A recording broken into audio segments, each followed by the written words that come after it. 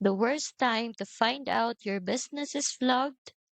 After your first sales, when the processor freezes your money. Before you launch, make a simple checklist. Write down your products or services, let's say coaching, supplements, or online courses. Now head to a processor site like Stripe or PayPal and look at their restricted businesses page. Compare your list with theirs. If you see overlap, you could be flogged. This quick exercise gives you a preview. But here's the catch. Processors don't underwrite upfront.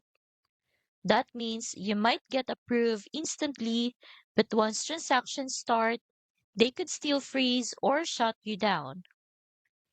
EasyPay Direct solves that problem with full upfront underwriting.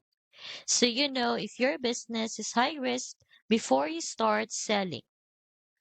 Plus, they offer recurring billing for subscriptions and mobile payments if you sell on the go, all backed by accounts built for stability.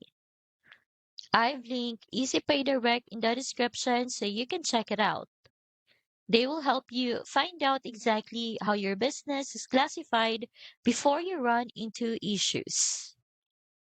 If you would rather launch knowing your payments are safe, the link in the description takes you straight to EasyPay Direct's signed up page.